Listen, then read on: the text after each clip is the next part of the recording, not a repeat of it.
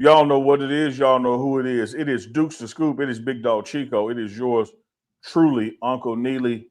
And with the first pick in the NBA draft, the draft is tonight, baby. We also got some trades that have been taking place. And of course, Colorado football. It is the morning run.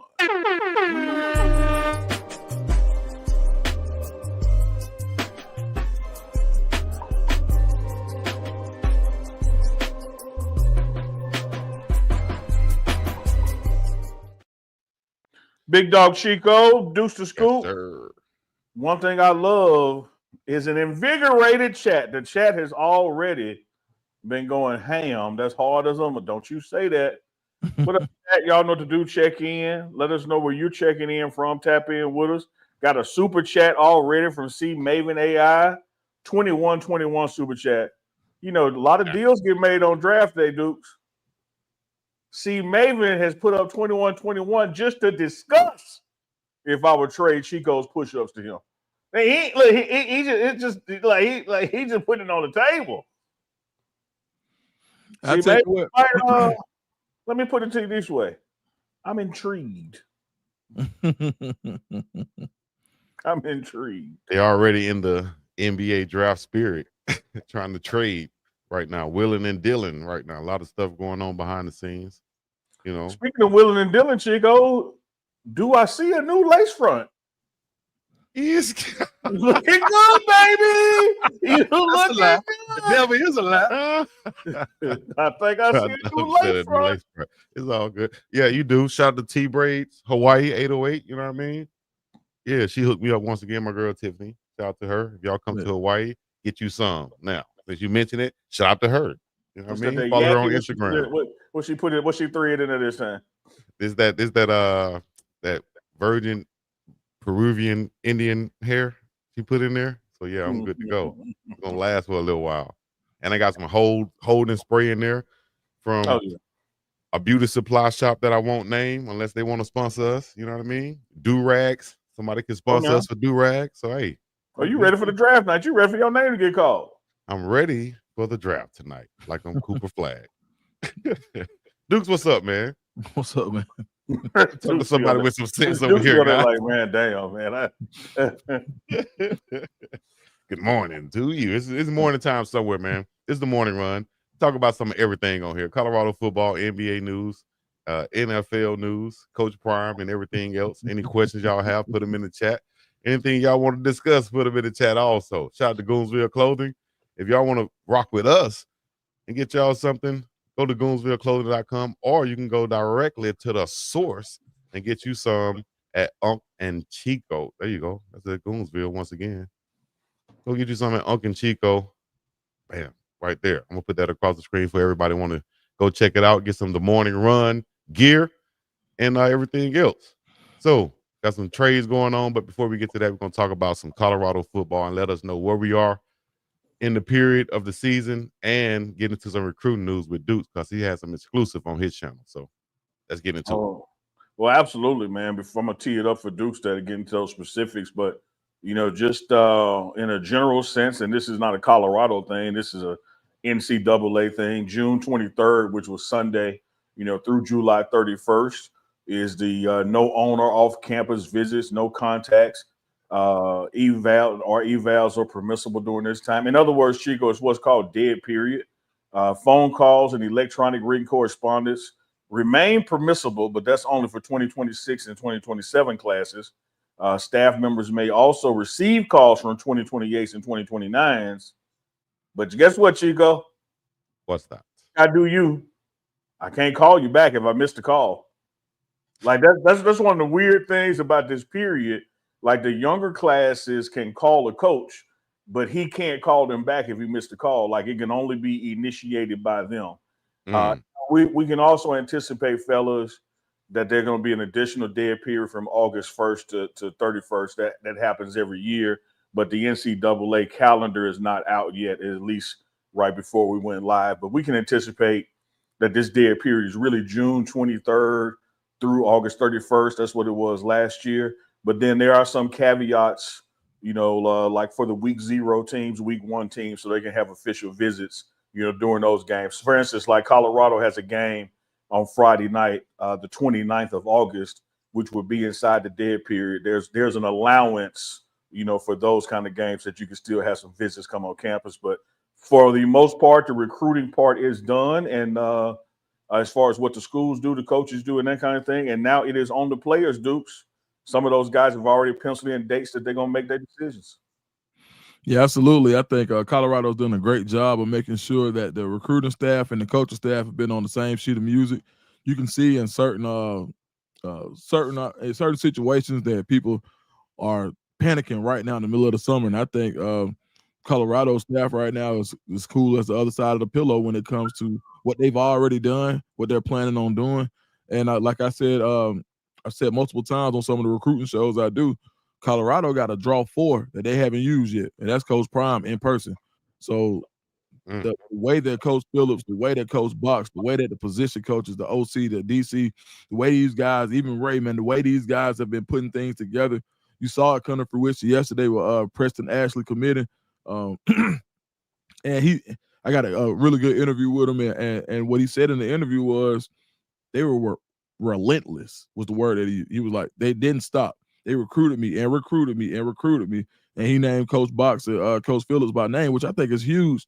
Because usually when you talk to recruits, and of course I've been doing this for a while when it comes to talking to recruits, they usually mention position coaches.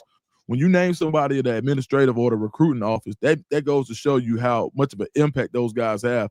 So shout out to them for going to get a 4-star. And I think this is not the last 4-star you see in the foreseeable future. I think Colorado is in a really good position with a couple of players. I would watch Xavier Payne, a guy who, if he's I think if you evaluate him as a tackle instead of a guard, I think his ranking goes up. He's a 3-star. I will watch him. A couple other guys I will watch. I'm gonna keep to myself. Now I'm not saying it's a done deal. It's just nowhere near a crystal ball.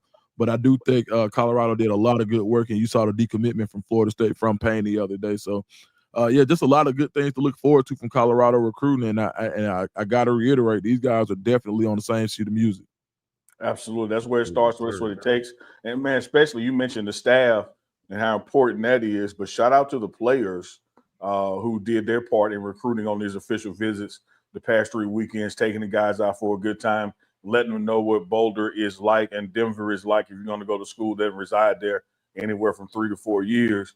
When you look at some of the upcoming names, y'all, and again, like Duke said, this is not a crystal ball or anything. These are people who have announced when they're going to announce.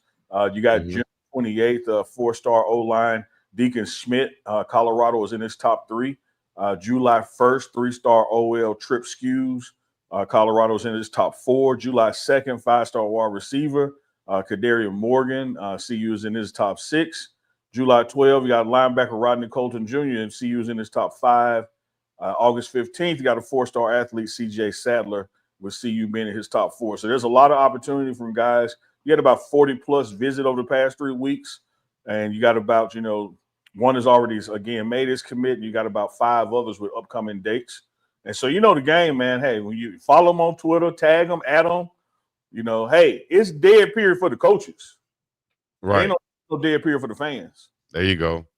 For the supporters out there, everybody out there, y'all can, see you aunties, this is when it's time to kick in. Uncles, this is when it's time to kick in. Cousins, all the supporters out there, Buff Nation, Skull Buffs, buff them up, everything. It's time to kick in now and go let them guys know that, Buff Nation wants them and Coach Prime wants them. I like what Duke said about that draw 4. That big joker. They haven't even, really gotten face-to-face with Coach Prime yet. When they do that's a real game changer right there. That's like the ceiling of the deal right there. That's a nail in the coffin, as they say. That's the fork in the food. Checking to see if it's done. I will say this: like he meets with him, he talks to him. It's just over Zoom while he's out of town, and even that interaction. I mean, just think about making politics, Chico. Yeah, I would love to shake Barack Obama's hand, but sitting on the Zoom one-on-one with him and him telling me what he's about and me telling him what I'm about. I don't want people to think that stones ain't being unturned. Like Duke said, it is a wartime effort. Everybody is putting in, and it's still you got some official visits that could take place during home games. And let me tell you this: I remember when Coach Prime was on, I think the Rich Eisen show at Jackson State, and they said, "Coach, how in the world Did you get that guy, Travis Hunter, to come to Jackson State? He said, to a game. But he came to a game. When he walked, we got to see that homecoming at that stadium. That's the wrap. And it's the same thing in Folsom. You come there during the game. Now, here's what I love, Dukes. Here's what I love it, Dukes. Let me hear your strategy on this. All right. As Shador said last year and the year before, Colorado is always somebody else's Super Bowl. Like, they get up for that game like no other. And because that game is going to be a sellout for them, which you're not Nebraska, might be something unusual. So, hey, man, there's a sellout Colorado coming. They always invite their recruits when Prime is coming to town, and they always damn backfire. Because they just want to take pictures with him when he walked by. Colorado end up winning the game, et cetera, et cetera. Deuce, well, if you was over recruiting playing Colorado, would you make that your visit weekend? Man, bro, there's no way in the hell Chris Brown come to town and I'm telling my girl to wear your sexiest stuff and we're gonna go to dinner with him. Like, nah, bro. Like, no, there ain't no way. And this ain't got nothing to do with my insecurities or not, but I'm a smart guy. Like, I saw a meme the other day that said, hey, baby, you gonna be mad if Chris Brown come to town and he pulled me up on stage or Usher. We ain't gonna be sitting close enough for you to even get there. Don't even worry about it. Yeah. So that would be my strategy. Ain't no way I'm gonna bring all my recruits. One, that's almost like scheduling Colorado for homecoming. Like, bro, don't put me on your homecoming so we can get whooped. Same thing in recruiting. So yeah, I think that's okay, smart guy. That's how I look at it. Yeah. All right. I think they doing that backwards. Yeah. But especially with the homecoming, don't they? Excuse me. I think they can draw more fans for homecoming and to the Coach Prime game because people gonna come to the Coach Prime game, and then you draw them with your homecoming. With them combining it, I think they're missing out on more money and an extra ball game to bring people there. It reminds me of the story that Uncle Neely told though about Ric Flair, Coach Prime, and Alabama A&M. Alabama A&M paid Ric Flair to be there, but Ric Flair wanted to go over there and meet his old friend, Coach Prime. And that's the way it looked right there. I will tell you this, Chico.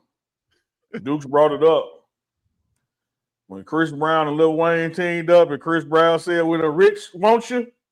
And your man can't do nothing for you. Weezy said she have her ring on or her ring on last night. Right. He ain't lying. He did not lie at all. Shout out to Chris Brown. Shout out to them guys, man. Shout out to Breezy and Weezy. Hey, Chris, that's the only time I heard Chris Brown like that. Hey, Chris Brown had been through it on that one a little bit. At the end of the song, Chris Brown said, they be playing games. Like, he felt that one. He felt that one. But now I feel it. Yeah. Won't you? Hey, but on a serious note, we talk about spring football and we talk about like position battles and people getting healthy for spring and stuff like that. And you hear coaches, grizzled coaches and veteran coaches say we don't win championships in April. And you don't sign your recruiting class in July. So I think the fact that you've put yourself in position to have players and official visits familiar with the university. So when you bring them back and they can see the whole experience, the game day experience, be with the players while they're suiting up, be in the locker room, watch how that whole experience comes together, the fans, the tailgating, everything that goes along with the CU experience that happens at Folsom Field. I think that's really, and that's almost like, that's really your strongest suit when it comes to recruiting. And that's not taking anything away from the recruiting efforts that go on in the spring and the summer. But man, it's something. Listen, I went to Colorado last October. Uncle Neely, you remember I went. I came. I was in awe the whole time. I went back and put up a 30-minute video talking about my experience like I was a player. Them folks couldn't. Matter of fact, I ain't gonna say that. But I'm telling you what. You just said them folks. You speak in general. That's all. Yeah, for sure. I'm telling you, that game day experience is like nothing else in college football, and I think it's the strongest suit that Colorado and another ace in the hole that getting these official visits on campus is important now, and it's only going to pay even more dividends. Now, you're going to get some now, trust me. There's going to be some fireworks to go off around the 4th of July. Sure. But after that, wait for the fall. Yeah, I agree with that, Dukes. I think one, it's just a legendary setting. No pun intended with Shador. You probably Man, I'm thinking I'm being fair, Chico and Dukes. I'm not talking about like crowd or atmosphere. I mean empty stadium, just looking around. It's hard to beat Folsom Field and UTEP Stadium, El Paso. That mountain view, like it's like sitting right in the mountain, and no matter where you look, you see the mountains. Yes. When you put the crowd in there and you get the loud in the air from that student section, it's hard to beat the atmosphere there on game day. And what I think what you're speaking to, Dukes, what makes it more crucial is that when you get there during the spring or typical weekend, students may not be in or something. The campus is kind of quiet. When you come on an official visit in the fall, like when Travis came to Jack State, it's like, no, okay, this is how it's gonna be. Like ain't nobody putting on.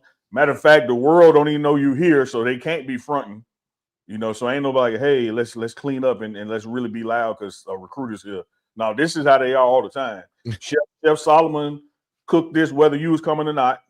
you know, everything that's taking place is taking place. As a matter of fact, Chico, when I have been in other locker rooms in my past life, I have seen coaches do different kind of speeches because recruits or visitors are boosting the locker room. Coach Brian gonna say what he gonna say on that stage, no matter who in there. Like so, Right. when you come visit, you're getting what it actually is gonna be. Should you sign? And I think the parents appreciate that. I think the players appreciate that. The weather doesn't impact it. Like the weather is part of it. You get one of them beautiful, crisp, fall days, or get a little snow. Don't nothing stop. The show goes on.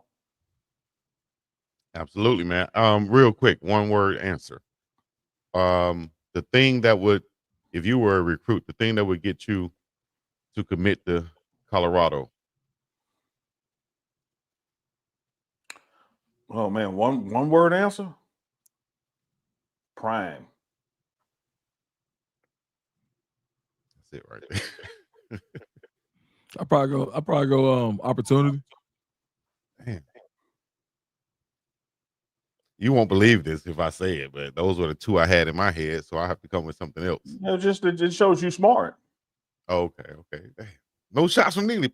I'm just saying you ain't got to go out your way to disagree or come up with something else. Well, yeah, I like those two things: prime, opportunity. I like those things together. Let me see. I was gonna go standard. I like that. Standard is the standard.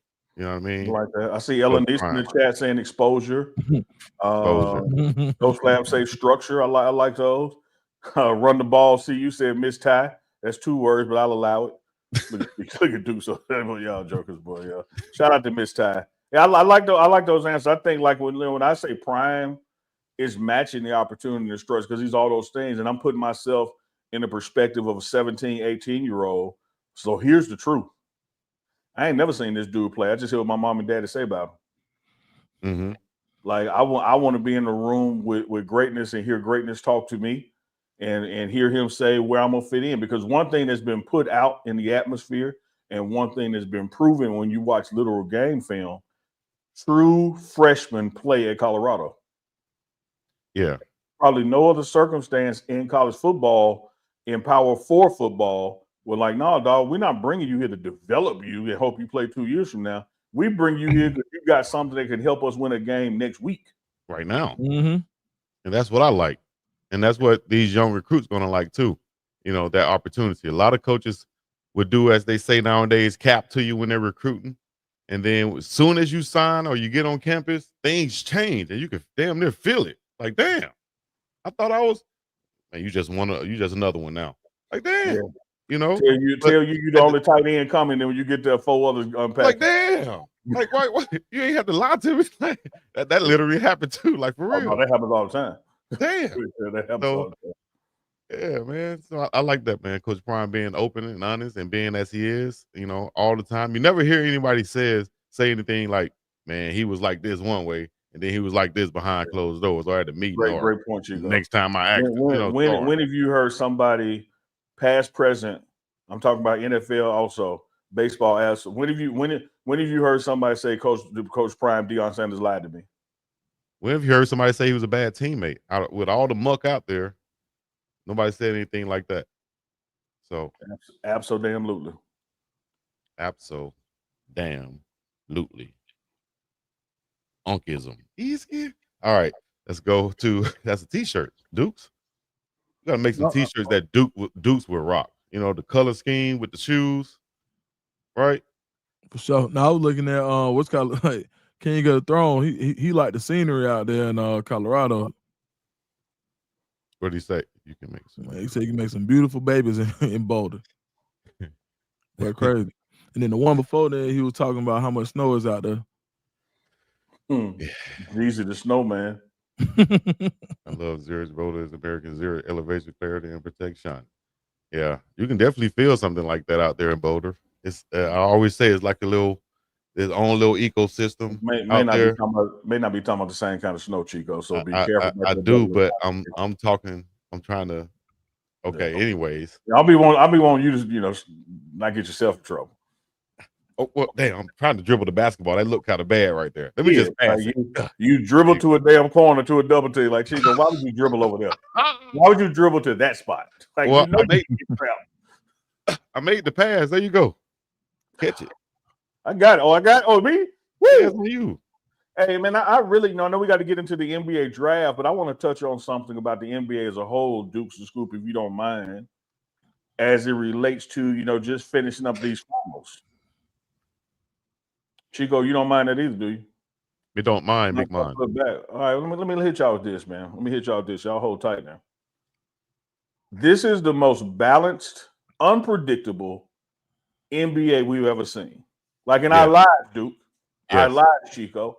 This era. For the first time in league history, 7 different teams have won the title in 7 straight years. And this is all under Adam Silver's watch now. If you add in 2014 San Antonio Spurs and the 2016 Cleveland Cavs, that makes 9 different teams in 12 years. Mm-hmm. Now, not that long ago, Dukes, under David Stern, the league was built on like legends and dynasties and larger-than-life superstars and that kind of thing. Magic Johnson, Bird, Jordan, Shaq, Kobe, Duncan, San Antonio Spurs, et cetera, et cetera. But in the 30 years under Stern, there was only 8 different champions in 30 years because you had all these superstars on teams and these dynasties, et cetera. But if you look at today's NBA, and maybe the delight of the fans, maybe the fans don't like it. That's why I want to get into a job. It's like every year a new contender can emerge in the playoffs, and it's somebody else's to take. This league is where hope lives now in every arena, and it didn't used to be that way. It used to be you went to arenas to die, not thrive. Have we seen the death of dynasties and the dawn of parity in the NBA under Adam Silver? And if you had to pick, would you pick the way Stern did it with these super dynasties, or would you like Silver doing it? Well, damn, we don't know who's gonna win. You tell me. Give me Silver. Give me the parity. The dynasties. I mean, the dynasties made good. Like it's like old school wrestling, right? So, like you knew that Ric Flair wasn't going without the belt for long. You just knew it. So it always was a build up, and when they didn't win the belt, or when he did lose the belt, it made for such a big news story. Or just like when the Rockets got those 2 championships. I think was it the second one when MJ came back? It was the second one, I believe. And everybody thought that MJ was gonna win. That was a huge story at the time because it was like, 4-5 back. Of course they're gonna win. Now he didn't lose another one. But that was a huge story because, that was still Goliath being knocked off. Mm-hmm. But I think now with the parity, I like it because small market teams are able to share in that type of jubilation. Even a team like the Hawks, you hope that they can make a run. Like I'm hoping that, with this parity going on, maybe in the next couple of years, the Hawks can actually get a championship. And it provides hope for teams that don't have the LeBrons or that don't have the mega superstars, that if you put the right mesh together, much like how Villanova won the national championship under Jay Wright, they didn't have all the one and done guys, but they had good guys who played together, and they went on a bit of a mini dynasty themselves in a parity field college basketball world. So I think it just carried over to the NBA, and I prefer it like that. Yeah, Big dog. Oh man, excuse me. Great question. I'm going to go with the dynasties. Why? Because I think if you look at the NBA right now, what are people saying? The ratings are low. The people watching the games are low. I think the NBA wants those ratings, those worldwide ratings. And what brings that is the dynasties, the super teams, the guys who win multiple championships, because then they become kind of like these global icons. Look at the news this past weekend with the OKC parade. They were showing shots about how few people it was there, but of course we know there was a lot of people there, but still compared to the past, it just seems like it's less celebrated than if it was a dynasty these days. um I do like to where, like what Duke said, that everybody has a chance to win now because of like the salary caps and the drafting and developing players, and how the NBA is going nowadays. But I think overall the NBA, with the viewership and the ratings, they like the dynasty era with Jordan and Shaq and the Duncans and the Celtics and the Heat era. That's when the NBA, I think, was at its height. So I'm going to go with the dynasty era, and I think we're going to head back to that soon with guys like Wemby, with the draft coming up, and he has Castle already. And you're going to add a guy like Dylan Harper. That could be a dynasty brewing. Same thing with the Hawks. Like Duke said, they got a young team, OKC. So we could be going back to that. We just had to go to that parity era. Dog, Dukes, well said. Chico, well said. And damn, just like on the screen, I'm in the middle of y'all. Because I love this parity that's taking place. I love the fact that you getting some young guns and changing the guard who have a chance to win. I'm still holding my bet back a little bit on if we've reached true parity or not. And it's because of some what Duke said and what you and I talk about, Chico. You look at it at Atlanta. If we had really reached parity, Atlanta would be having a shot with some of the players they've had on their roster. If we really reached parity, Memphis would be having a shot in the West with some of the guys they've had on their roster. So we have moved away from the same team going back and back and back every year, the same 2 or 3 teams, but we still haven't done it where every team, has a chance. I do think that Madison Avenue, which is the people who write these commercials in New York City for these big ad agencies, they love the dynasty, because one thing the dynasty brings you is not only a great story, it brings you an enemy. Yeah. The story of Batman ain't worth a damn without the Joker. And when you have the Lakers and the Celtics, or you have the Pistons and the Bulls trying to get out the East, when you have these quote unquote rivalries taking place that spurn dynasties, it makes for just great damn TV. Yeah. What we clearly saw that doesn't make for great TV, even with having the only 5th game 5 in 35 years, people still didn't watch because no one cares about the city of Indianapolis and the city of Oklahoma City. The people who saying, "Oh man, look at that parade," hell, they had all the people they could have out there. It's not a big city. like the whole town showed up. It just don't look like it. Let me say this, Uncle, what you just said. Do you think it's the cities that they're in, or do you think, to your point, is not enough of a storyline yet? Like people that actually, and fans around the nation outside of those cities, have gotten to know these players and come to grow with them. Yeah, I think it's both. Because that's an excellent point. We watched Bird and Magic come from college competing against each other. Right. And then went into the NBA and made a rivalry. We watched Michael Jordan hit the shot at North Carolina and then go to the NBA.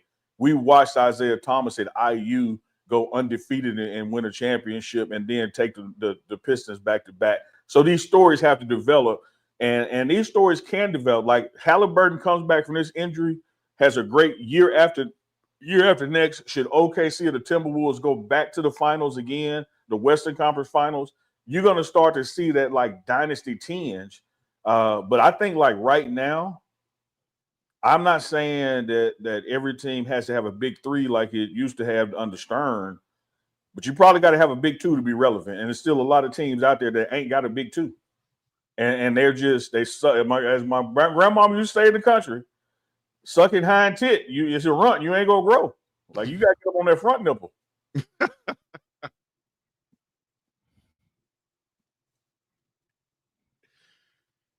My grandmother once told me, "Yo, Cho." All right. No, I got that. Duke, where you want to pick off? If you're the Dallas Mavericks, Dukes, in this NBA draft right now, I guess this is the obvious thing. You want to take the guy Cooper Flag, and what are your other outtakes and thoughts of the NBA draft? Before Dukes answers that, let me make him in the chat aware of something that everybody may not know. The Mavs are extending Kyrie by 3 years, so they doubling down on Kyrie. Yes, indeed. Great move. If I'm the Mavericks, I think you got to take that one, package it some kind of way, and go get Giannis and get somebody else, and go for now. If you got that type of money tied up with Kyrie Irving, you need to go ahead and win you one. So I would trade it. Now, that's just on a win now because you got Anthony Davis. I mean, I guess that's position. They re-signed Gafford too, so I guess that is positionally redundant. So matter of fact, I'll scratch that. I would try to take that one and go get a star, like a two, anybody, like a two that can really play, that can really ascend. But at the end of the day, when I saw Cooper Flag the other day, him really being 6'7" barefoot, I mean, he can be that secondary scorer. You know, we saw him, matter of fact, F that. Drafted Cooper Flag. Period. Draft him. When I saw the way he was getting buckets in the Olympics last year, draft Flag. And I also want to say about these parades, maybe them folks might have stayed away because people keep getting shot at parades, bro. I don't know what's up with people. But man, you ain't see how these folks been getting shot at parades and people running through the crowds and stuff, man. Yeah. Okay, so you might know something.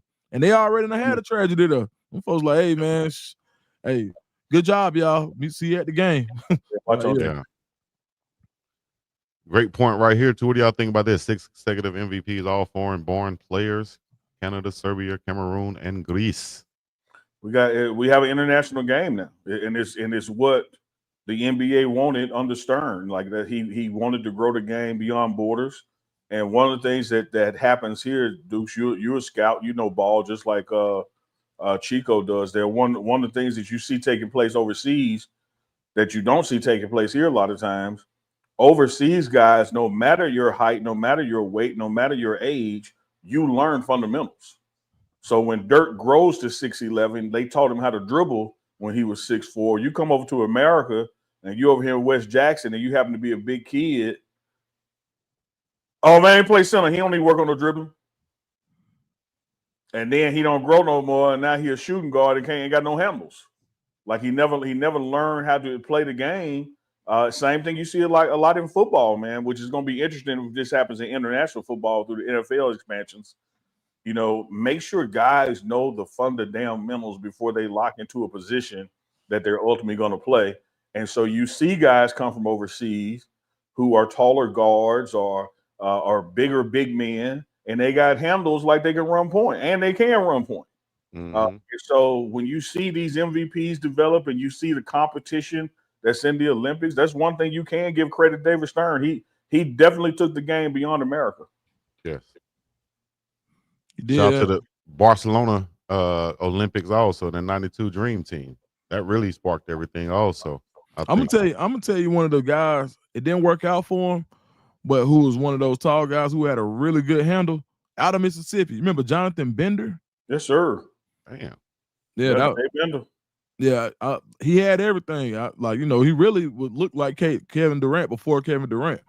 But one of those guys, I don't know why, like some of the guys who it just doesn't work for some people. I don't get it. Like, now he's not American or he's not, I don't want to say it the wrong way.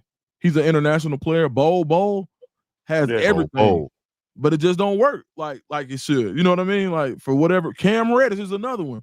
Cam Reddish had everything. A handle, he could shoot it, play defense, athleticism. It just never really worked. Marvin Williams is another one, 6'9", can shoot it. Handle, number 2 pick overall. You know why I know that so well? Because the Hawks passed up Chris Paul and Deron Williams when we needed a point guard to go get him. So yeah, Chris Paul playing today.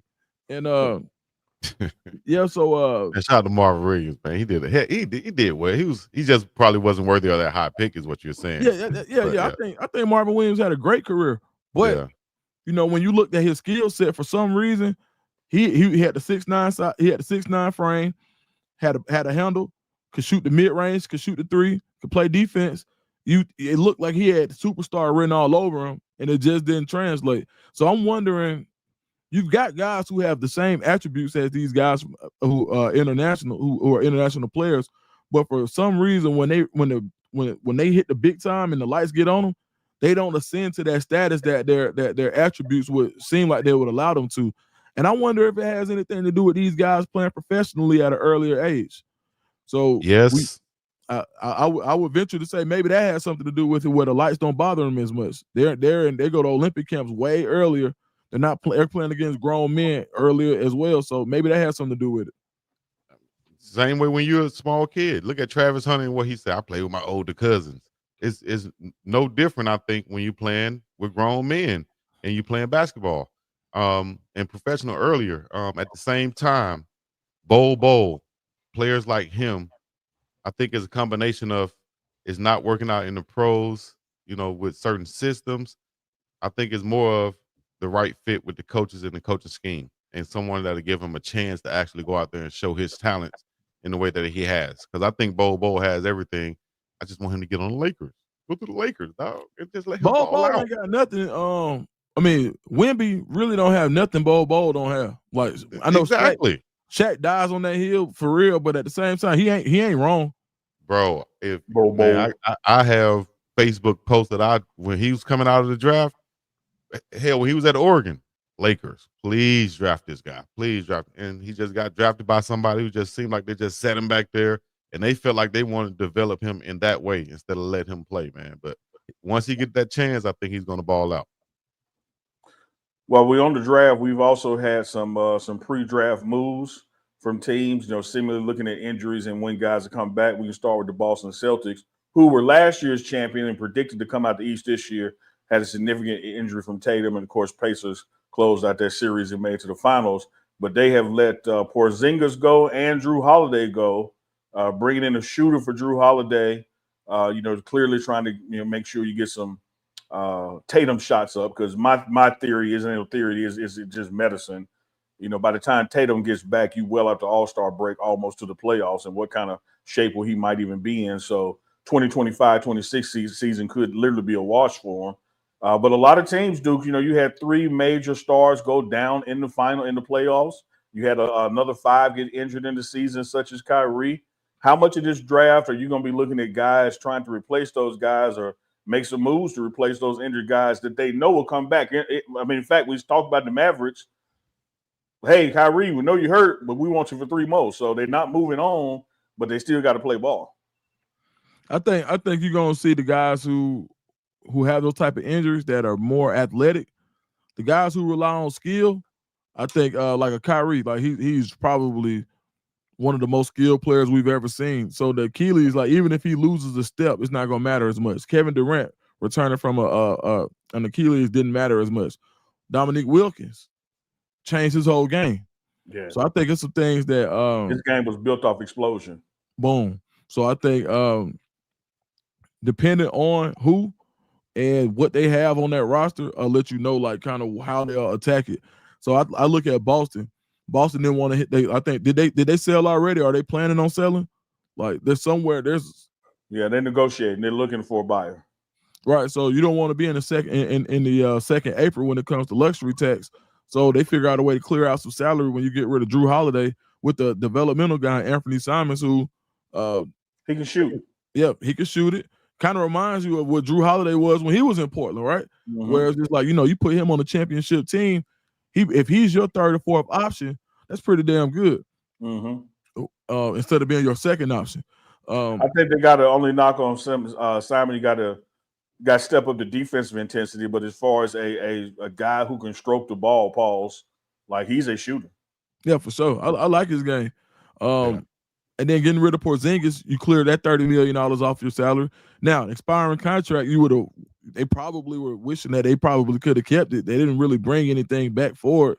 What they get, like Georges Niang, I believe? Yeah, Georges Niang, however you pronounce his name, Niang or Niang. Yeah, he had a great career in Atlanta for like 2 weeks. Spot up shooter, somebody you could bring in place of Porzingis. You probably know that he's going to play. Huh? No, he remind me of. You remember the dude on White Man Can't Jump? The light-skinned dude that got mad? That's who remind me of. Who had on a little loose tank top. Yeah. Yeah, that's who Niang play like. Like just an old dude out there who, he can still got enough game to play. Leave him alone, he can shoot it. Yeah. But you saw that was clearly a salary dump. So I think Boston is getting ready for the year after. They clear some salary, so they'll be in position. I think they got they added a guy who can help them long run in Simons, and then they clear some salary cap. So by the time Tatum gets back, they can make that secondary move to replace Porzingis, who only played about 60% of the games the last 2 years. And then you have to replace Al Horford. I think he's just aging out. And but you clear some space to be able to get it. Not this year, but next year. And I think that's important. Yeah. Also, they have a guy on their roster named J.D. Davison, who won MVP of the G League up there in Maine for the Celtics. He's a point guard out of Calhoun, Alabama, a baller, played at Alabama.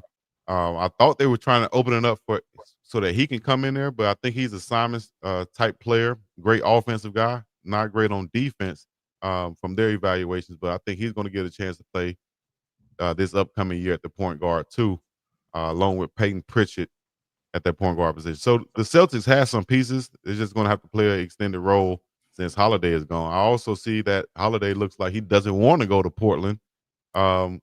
Is that you think he's going to head there, Dukes, or what you think going on? Why you shake your head like that? Yeah, I mean, I don't want to go to Portland either. Yeah, I'm like, take basketball out of it. When did you hear the son bitch just sitting around going, man, I'm gonna go to Portland this weekend? Man, Portland is a nice city, dog. Hey man, shout out to Portland. I believe y'all a nice city. However, I've never been sitting in the barbershop and say somebody, man, I think I'm gonna get to Portland this weekend, man. Right.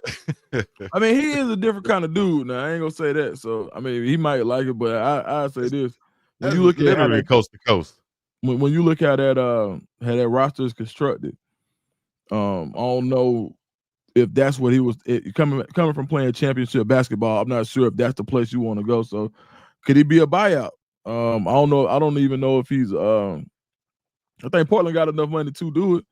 So I mean, we'll see how that turns out. You know, another contender will probably somebody with some draft assets on a rebuilding team. I think would definitely kick the tires on Drew Holiday. Yeah, before the trade deadline or something. But I think he'll be a good match with Scoot Henderson, to help him on the defensive side also. Hey, we're coming up about 20 left in the show. So if you hadn't hit that like button, make sure you hit it. If you hadn't hit that notification bell, make sure you hit it. If you haven't subscribed to all three networks, you damn sure need to do that. And make sure you go back on Deuce's Scoop channel and check out, interview he did with recent recruits and that kind of thing. All under this one big ass umbrella as we sit here and talk all sports on the morning run. Big Dog Chico, man. Who did I just see there? Big Papa Funk said Boston is confessing that they can't win the chip without Tatum. I think every one of these franchises that had a significant injury to one of their players is going to be confessing that, and they're going to be trying to grab some pieces to remain competitive. But it really is just a reset for the year after next.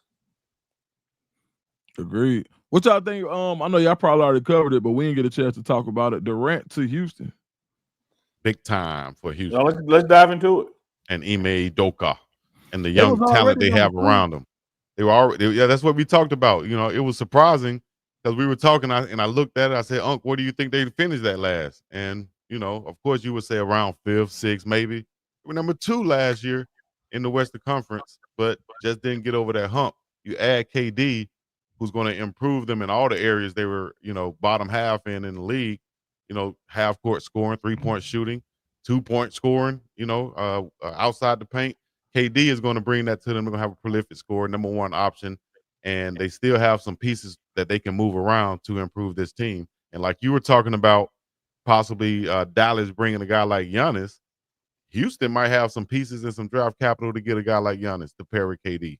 You know what I like the most about that trade is you can like we talked about Scoot Henderson under Drew Holiday, Jabari Smith, another 7-footer who can shoot it under Kevin Durant. That's huge. He's the guy to unlock, and he was the piece. He was the piece that they didn't want to give up. Yep. So they were willing to trade a Jalen Green, who was he the leading scorer last year for Houston or close to it? 20 points a game. Yeah, Definitely it close was a to it. dub. Yeah. You know, so I think that's what Udoka really is saying is like, man, if I can get somebody to help unlock Jabari Smith in his game, then you've got a poor man's Kevin Durant. I hate saying poor man's, but maybe a young. I don't want to say young Kevin Durant learning under his idol / mentor, and somebody take with the reins. Go with poor man's Kevin Durant. Yeah. Somebody with Kevin Durant same attributes, maybe. I don't know. Attributes. Hey, look, and Kevin potential. Durant top. Hey, he one of them ones, bro. Deuce, let me tell you this, brother. It's been so long. I'm talking to you, Deuce, because every time I talk to Chico about it, he got something damn to say. When I go on the cereal out, Dukes, I ain't had cereal out of box in a long time. I get that cereal out that Ziploc bag that say compare to. Mm-hmm. Come on now, dog. Through the O's. Yeah, which says compare to Fruit Loops. Mm-hmm. Yeah. So I ain't got no problem with a player that's a compare to. Right. Okay. Because Kobe wasn't compared to Michael Jordan for a long time. Yeah, he ain't Jordan, but that's who when you taste it, that's what you go pause. That's what you gonna think of. Right. Yeah. Yeah, man. Great move for Houston, though. They should be in position to make a deep playoff run and possibly be, a favorite to make to the Western Conference Finals to challenge OKC. Let me ask you this: why y'all think KD didn't want to go play with Ant-Man? Because he wanted to hide his wallet in his locker. Okay, well, damn. I thought I was gonna go. I'm pitching it to him like he about to say. He's like, man, do I really want it for 82 games? Had to double tuck my wallet in a sock. If I'm KD and I had to pick between the two, I'm going to pick Houston. I'll be the number one option. It's like he'll be coming. The strip clubs are better. Strip clubs are better. Weather is better. Yeah. But you coming into the Wolves, you coming into Ant-Man's team, and you know this. You're going to be playing second, maybe I won't say third fiddle, but definitely second option. You go to Houston, you're the guy, and you, like you said, you can mentor and teach these young guys. You have a couple of veterans with you. You got an old friend, Steven Adams. You got a guy who won a championship in Van Fleet. You got Ime Udoka, a good coach. All these things line up. I'd rather be in Houston. Now I got to tell you this, Chico. I was joking about Ant-Man. No state tax. I was just playing around. But one thing that you mentioned when you said Big Adam, the enforcer. Yes. Where are we going with this, though? I'm gonna tell you where we're going with it. All right. Hey man, you can go up there to Minnesota, and you're gonna be put in a position. They're gonna say, "Damn, get your ass down there and help out Gobert," and you don't want to go help his soft ass up. Or you can stay. He used to be like, "Oh, he got to help him. We got to help that crazy Australian. Like he got it. Hey, he ain't lying. That's another he ain't lying. Thank you, Manny. Right because there. KD, like for real. Shout out to the sniper. Shout out to Durantula. He's long. He's not big. He don't want to go down there. Nah, he don't want to bang for real. But no, he don't want to do that, man. That's not his game. He is one of those. He's one of those guys that really, like we described earlier about those overseas kids. His height didn't stop him from developing every skill set. Mm-hmm. But he ain't trying to go down there and just put his body on somebody for 40 minutes. No, that's not his style. And so with that Houston roster, he's never in a situation that he remotely has to do that. Hey, let's take Jokic out of it. Who's got the best post game in the NBA? Joker out of it. I can name some people off the top, and then let me see. Because I'm thinking about. I like Randall. I like Cat. Cat, not bad. It's somebody I'm missing. You know how much the game has changed that we got to think this hard. Right. Now let's go back 25 years ago. Man, you can go. I mean, you name it, bro. Every team had one. Every team had somebody. Like, but you also God bless him. Not to make excuses for him. You also had a situation 25 years ago. You clearly had 5 different positions on the floor. Right. Like you now there is no small forward and power forward. There is no center and power forward. Like it is like Chico just said, it's positionless basketball now. I mean, hell, what's Halliburton 6'6"? It's like we got guards and forwards, and then guards and forwards, and then who want to be the big man, like, And it's and default. it's default. A lot of people don't want to do it. That's why you see a guy like You Draymond down there, had 2 big 6'5", men playing there, center. you know. Yeah. Well, I would say this, Dukes. You know, y'all hit the nail on the head with Durant and how it propels Houston to seemingly the top or competition for the top in the West. My question / concern about it is, you know, we opened the show talking about parity. When you talk about the rest of the West, I use my Memphis Grizzlies. Shout out to Portia Henderson in the chat, M-Town Dirty Dime. I know, rightly so, that a Ja Morant stood up and told Stephen A to go to hell. You know, I'm riding with the 901. Memphis where I'm going to be. You don't know what you're talking about. But now what you look at now, the Rockets adding a Durant, you look at what happened in the West away from you. You're not where you can win, dog.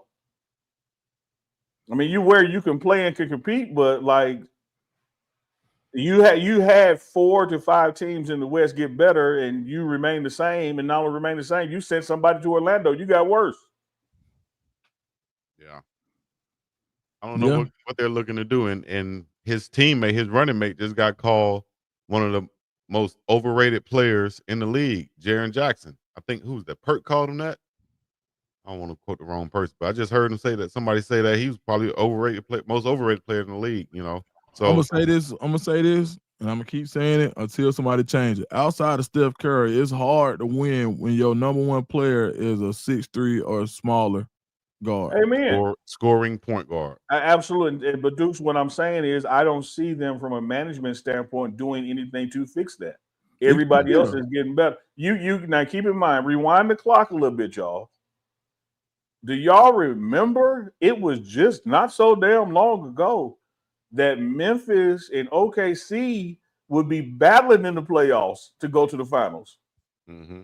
Fast forward, OKC still battling in the finals in the playoffs to go to the finals, and Memphis, they at the club. They at Cabo. It's like, dog, what are you gonna do to get over the hump? When are you gonna invest in getting over the hump? Y'all don't know why they traded Bane.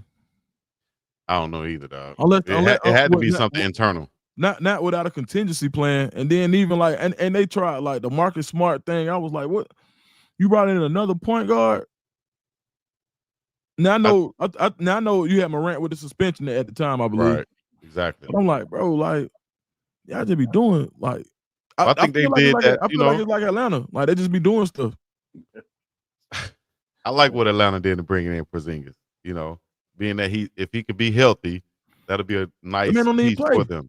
Man, that man missed the whole playoff and nobody knew why. If he can be healthy, they're banking on that. I think so. Man, I ain't never seen nobody in the playoffs who actually plays on their injury report IDK. I got one for y'all and for the chat. Y'all gonna have to put your thinking caps on for this one now. Doom. We're talking about the two major sports, NFL and NBA, right? And you have cities right now. We're in a dead period for both of them. NFL is in the offseason. NBA is in the offseason. You have cities who have one of each team. Of those cities that have one of each team, next year, 2025-26 seasons, which city should I say, you think is going to have the best Big Two?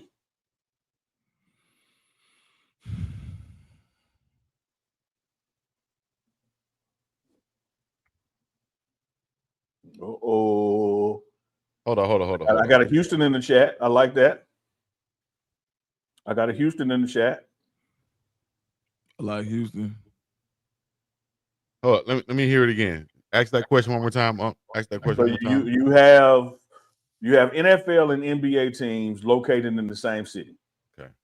Which city, based on their two teams' finishes, do you think which city will have the best Big Two? Like, for instance, we all know Eagles won the Super Bowl last year, right? Mm-hmm. But you know damn well the Sixers ain't winning the championship next year. Mm-hmm. So which two teams in a city will go the furthest? I see Houston. I like Dallas. I like Dallas. I'm gonna go Detroit. Woo, Detroit is a good one. I go Detroit. Detroit might be it, Dukes. Go Detroit. Detroit basketball, Detroit Lions. Yeah, that might be it. I could say something like, give me a wild card. After the game said New York. After somebody stop it. The Giants or the Jets ain't doing a damn thing this year. You know it. Stop it after the game. The Ravens and damn, that's no, I can't go that.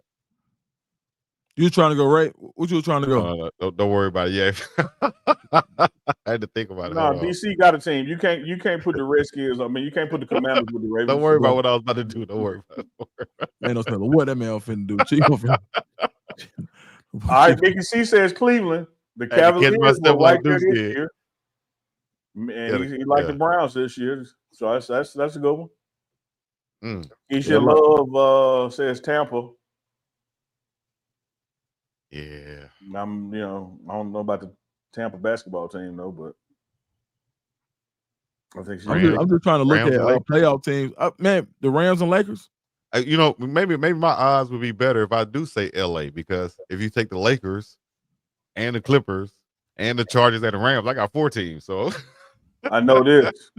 Alan Smith, it will not be the Saints and the Pelicans. Stop it. Those good odds, right, Duke? Yeah. You take a city with and this ain't no shot at Duke. I'm putting Atlanta with the Falcons and Hawks over the Saints and Pelicans. Hell you gotta take no shot. I'm cool, man. I'm used to it, man. Y'all listen, I'm gonna say this again. I said this last show before the Hawks made the trade for Porzingis. Unc asked me about the teams next year in the East to worry about. I said Orlando after they made the trade and got Bane. Of course, I said the returning champs. I said the Knicks, not the Pacers because he's hurt, not the Celtics because Tatum's hurt. So I said the Knicks, Orlando, and I said the Hawks. Can't forget about Detroit, but I said the Hawks. And now you add in Porzingis, if he can play, but you still have Big O down there as the center. I think the Hawks with more experience now, and that group meshing together, they got some young players. They can be a force to be reckoned with in the years to come too in the East. Portia Wivette says, don't forget about the 49ers in Golden State. That's a good one too. Nice. That's a good one. I think I'm going to still ride with Detroit over there, Portia. I think I'm going to still ride with Detroit over there, though. I think Detroit basketball can go further than Golden State basketball next year. And I also think Detroit Lions can go further than the 49ers. So, yeah, I still with Detroit. Okay. I'm going with my 14. I got LA. I like that Houston pick too, though. Yeah, I do too. Yeah, I'm weary on the Texans, but I like what they've done with the running backs and their head coach. And this is a bounce back year for the QB also. Yes, sir. The Saints and the Pelicans. Come on, man. Hey, man. What's the nickname of that weed y'all smoking over this morning? That Unc and Chico. Make sure y'all go to the website and get y'all just so you be clear. Just so I can be clear with the chat. I ain't picking on nobody in their picks. Just understand that Neely ain't got no love this year for the Saints, the Steelers, none, the Browns until they start Shador, or anybody else that was part of that bullshit. When my guy went from 20-something to 144, I had the damn the Saints. He ain't lying. Damn the Saints. I'm gonna go eat it Weedats. But I don't care. The Saints gonna lose every game. Damn right. They do right by me. Everything you do to me. Well, you crazy. That was good. Good. Weedats Chicken and Shrimp. Weedats Chicken and Shrimp. Make sure y'all follow them on Instagram. Y'all saw the owner. Great one. King of the Phone. We got to ask Dukes. We got to ask Chico about that. About what? Aaron Rodgers on Pat McAfee yesterday said he is pretty damn sure this is it. It's one and done. Yo, boy, Dukes. Chico, your boy Chico. Okay, all right. That's not my dog. The way you defend him, I can't tell. There was one argument, one situation. It was passionate. And with him coming in and saying that it's one and done, how would you feel like about that as a teammate? Would you feel like, okay, we're gonna rally behind him for his last year, Or are you gonna be like, man, he ain't Look, really with us. if that's somebody said that in front of me, I'm looking at General Mallon and Tommy like, man, why ain't y'all picture door? Y'all brought this. Oh, yeah, I already looked at him like that for one damn year. We done went through all this for this dude to say he feel like it's just gonna be one time. and Shador across state lines over there throwing darts and Yeah, OTAs. I'd be pissed. You can think it, but don't tell it to me. Right. I feel you on that, dog. Like, what are you doing? Come here talking about this shit. Man, you should have been like, listen, I'm not focused on that. I'm focused on this season. You know, who knows what can happen. I'm here to win ball games. I'm here dedicated to these guys. And that's simple as that. Man, finally you had the balls to stand up to A-Rod, Chico. You growing. What? Ben had the kahunas. What are you talking about? I think it's the lace front. When you had the afro, you wouldn't stand up to A-Rod. You got me with the lace Y'all front. don't know that, man. Y'all don't know his family situation. He's a good guy, best I can tell. He wouldn't do his team like that. Like, Chico, what you been watching? Chico, I ain't gonna lie to you, man. Chico almost got upset. He was fight mad. Yeah, he was mad about that one. Y'all gonna get off A-Rod. Y'all don't know him like I know him. Well, all I know is this. You know, I don't know what your frat brother Mike Tomlin was thinking about when they not drafted him. But at the same time, that ain't no shot, dude. I take the shot. I didn't know what he was thinking either. Yeah, I don't know what he was thinking. You know what I mean? But you know, at the end of the day, could it possibly have been what they're saying the other coaches was thinking? You know, his daddy too high profile. He might can come want this job in a couple of years. Who knows how I'm gonna handle Shador if he plays well or if he doesn't. I don't want that pressure. That could be Chico, but I would say this, like I said before, any coach or GM that thinks that way is a non-competitor and you don't deserve your job anyway. I want the best. Look, I mean, look at me. And I ain't trying to like put myself on no crossing. I'm just keeping it 100. It really ain't in my best competitive interest to partner with Dukes and Big Dog.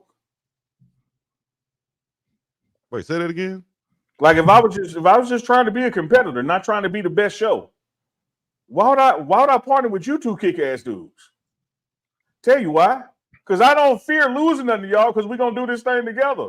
So it's like I wouldn't even be wired to sit in the locker room and be like, oh man, I would draft his kid, but the first day I mess up, they might replace his dad with me. Man, no, can't nobody keep nothing from me that God got for me. So I want the best people I can have around me. I want the absolute best people to be partnered with me, to be next to me, because what's mine is mine, what's theirs is theirs, and we're gonna go further together. So when you wake up looking out your window like and looking over your shoulder like, well, I don't want to do this with them because then he'll replace me. You're a trick and you deserve not to win. Right. So that's on there. What Manny? Manny, you want me to hit it for you? He over there trying to get a plate of food. He ain't lying. I'm not hitting no more buttons for you, dog. Hey, Duke, speaking of Manny and place of food, I had a Zoom meeting with Chico the other day, but it wasn't on Zoom, it was on StreamYard. And we sitting there talking, and I see him look off screen and go, thank you. No, you did. And next thing I know, a hand come in with a plate. I'm like, boy, this boy got service. He making up stuff, dog. He making up stuff. Anyways, that's what happened to him. Sign an NDA. I ain't got nothing to be over here. The NDA. This man got plates coming off the green screen. Uncle Neely posted a picture the other day with him, you know, and he had a picture. He was pointing at somebody, and he said, "That's me," pointing out somebody, telling them that they're not supposed to be there. And I'm like, "Yep." I should have put a number on and said it was Chico. Because Lord knows I tell it. That's the one thing. I was thinking, I was like, that's the one thing you should have put out there. I showed you that. Damn, I should have done it, Chico. I should put number 11. Hey, get his ass out of here. Get him out. You know damn well he's supposed to be right here. Man. Whew. All right, excuse me. That was funny. It really was. You should have hit me to that. I would have went in and edited, man. That's really good. Get his ass out of here. Ladies and gentlemen, boys and girls, children, y'all have basements in Hawaii, Chico? basements? Not necessarily. You got houses that like that's on the hill that goes down, and you have like, what do you call it, multi-generational family houses, but Oh, not Chico. necessarily a basement. So we don't get put in the basement. I know we did the C Maven super chat, but I thought I saw some others pop up while we were talking NBA. Might want to go back and grab them. Go watch Duke's interview with the new commit Ashley. Marty said with the $2 super chat. Dukes, can you give us a recap? Let us know what you how that went and some little gems that you got from young Ashley. No, man, he just really a kid who's excited to come play. Said Coach Prime was his favorite player. His daddy from Miami. He's from Mississippi. He's got that Miami swagger about himself. He is one. If you want to hear somebody that's excited to be a Colorado Buffalo, that's an interview to go watch for sure. Mm-hmm.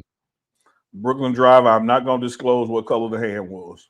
Brooklyn Drive on. Hey, no. Martin First of all, the hand was. Martin Wheatfall, 3-month membership, said this is the best in the business. Get them likes up. Y'all heard him. And we ain't said it. Martin said it. Don't be mad at us. Martin said get the likes up. We appreciate that. He ain't lying either. Shout out to Baltimore. Put your cities in the chat right now. Put your states in the chat right now. Put your country in the chat right about now. So I think we'll do a little more deeper dive, guys, in chat. But I think it was Detroit, San Francisco, and Houston in no particular order as far as who's going to have the best years in the Big Two. I think that was the consensus chat and host wise. I'm sorry. I didn't even hear what Unc said. I was reading this right here. King of the Throne said Unc like he been driving trucks for 20 years, 23 years, thank you, and got an expensive sugar baby. A lot of truth to that. Smuggles on right with you. Smuggles. Got them primes. Where you get them? Where you get those from? Now, if somebody sent them to you, don't tell me. But where would you find those if you were looking for them in Atlanta? Man, I go to Hibbett's. Hibbett's get a lot of drops that sometimes if everybody ain't hip to the drop, then they'll have them at a store, and you can go in there and they'll find them at a store. Hibbett's get a lot of them. I think he go find the YNs that found the Hibbett's truck. Man, I got a pretty good shoe plug on shoes that come out. So yeah, I ain't gonna say who, but like you said, you gotta know somebody, man. Know somebody. And I know this. See, Maven, appreciate that 21-21. But right now on this draft day, I'm keeping my 10 Chico push-ups. But who knows? This ain't the trade deadline. This ain't the trade deadline. We got time. Matter of fact, I might, those trades. I might trade like 2 at a time to 5 different people. Some things and let the chat decide when you should. What you call raffle them out to the chat. That could happen too. Chat, y'all can super chat. Ideas keep getting better and better. Mm-hmm. And then they can request them when they want them. Man, that's crazy. And all the super chats go to Dukes and Unks. You go into these things, Chico. You go into these things, Chico and Dukes, with a business mind, and your assumptions don't necessarily also equate to reality. But if I had to go into this thing with an open mind on the open market for your push-ups, I think Keisha and Love is probably my best candidate who would pay the most for them. I think Big Pit, Reef, or somebody that's looking to punish you, I think would really want them. Louisiana Glenn might try to get, or DJ Big O might try to get him up in here. So, Mark, we said he got 100 push-ups on his Texans. What's the bet? I think he's saying the Texans are gonna win it all.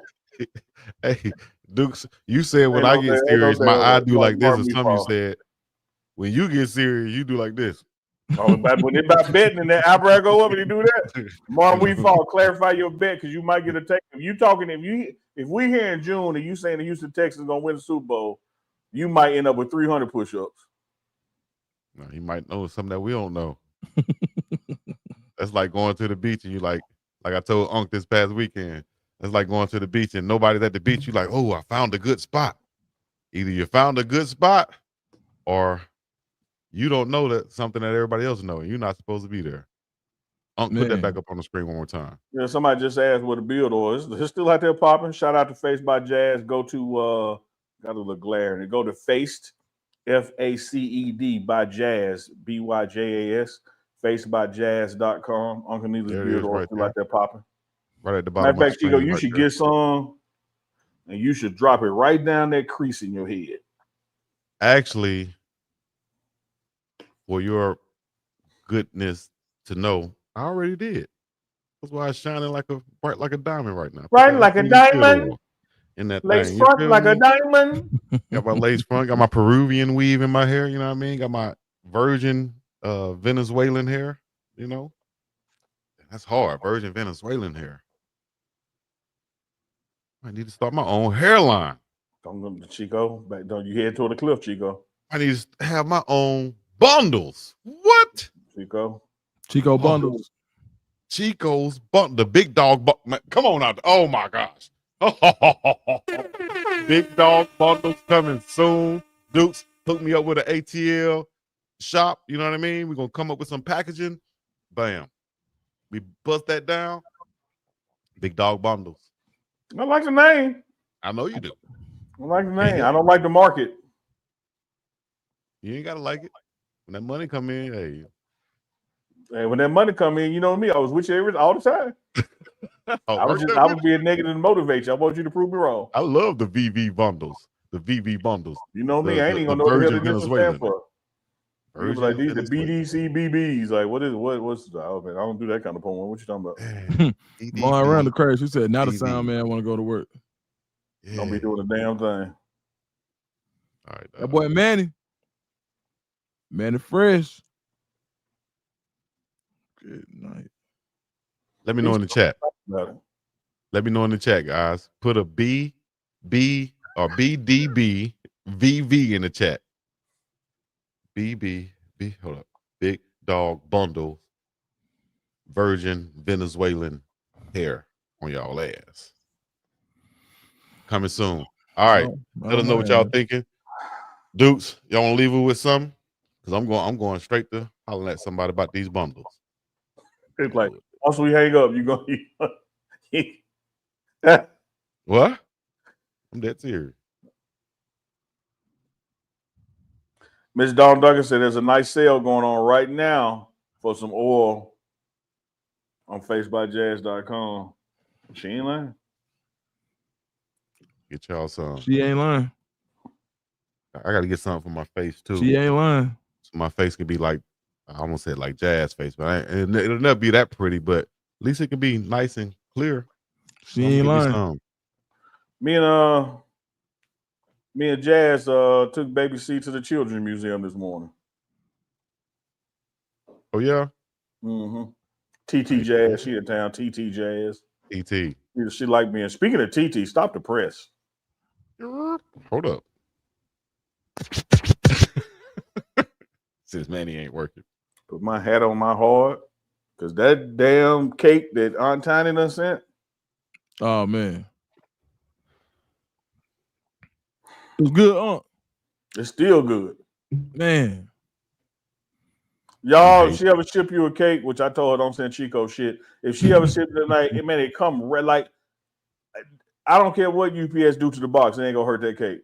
She know how to wrap that thing, man. And it comes just as moist and fresh. Shout out to Aunt Tiny, man. Man. Shout out to Aunt Tiny. Woo! She said happy birthday, man. I appreciate that birthday cake. Your birthday after mine, ain't? I'm a little older than you. About like a week, ain't? Oh yeah, that's right. Yep. Yeah. I might let her send you one, Chico. Depending on how you act. She said Chico jealous. I don't know how y'all see. Y'all can see it there. I guess I wear my heart on my sleeve, like Jim Jones said, B. Hey, if y'all want to get one of them Auntie Tiny cakes, you got to hit my little cousin, Little Ricky, even though he's 6'2". Still call him Little Ricky. Yeah, let them know where they can find him at, dude. Hit Little Ricky. Because that damn cake is worth it. Hit Little Ricky. IG at Ricky Tan. You know what? Not Aunt Ricky Tiny. Tan. Yeah, Ricky Tan. Aunt Tiny, I got a cold-blooded test for you. And this will be the best marketing for anybody out there, right? It's what you can do, Aunt Tiny. You can make a cake. You can wrap it up real good like Uncle Neely just said you do, right? And to prove that thing is wrapped up well and it can go anywhere, you should send one to me all the way out here in Hawaii. And when it make it out here and it's nice and moist, I can show people how nice and moist. See, Uncle Nitty just ate his. Y'all don't even see it. I'm going to put mine on camera. I'm going to eat it and show how nice and moist it is. And I'm going to say, if it can make it all the way out here to Hawaii, it could definitely make it to you. So order you some right now. Aunt Tiny's Cakes. And tell them Chico sent you. Yeah, go ahead, Chico. Easy, let's go, Aunt Tiny. Let's get it. She with you. She with you too. Watch here for the hateration, holleration right here, guys. The one thing I love about Chico and his beautiful Alabama smile is whenever he smiles, his eyes go Chinese, like they just close up over there. Like he can't. You make him laugh, he can't see a damn thing because his eyes. Look how tight his eyes is, man. You can blindfold that joker with dental floss when he laughs. His eyes get so tight. Hey, that's real though. Yeah, it's real. Feel me? Chico said It is real. It ain't gonna work, but it's real. Tell her how that nephew. It's gonna work. That's the best marketing right there. It's proven. I don't know if it's proven. Like we'll see if it's proven. It was a good gimmick though. No gimmicks. Gimmicks don't last. You know, this is a thing that's gonna show that this can go for the test of time, no matter where you shipping to across the nation, from Wyoming to Miami, to Seattle, to Portland, to Maine, to Canada, wherever. Shout out to Reef in the building, man. Reef, I miss Reef, man. Reef be coming with them comments. Hey, all right. we could table this one.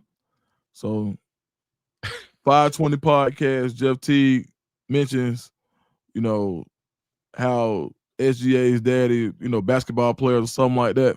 SGA dad tell Jeff Teague, hey man, let me breed your wife and I'll show you how to make another basketball player.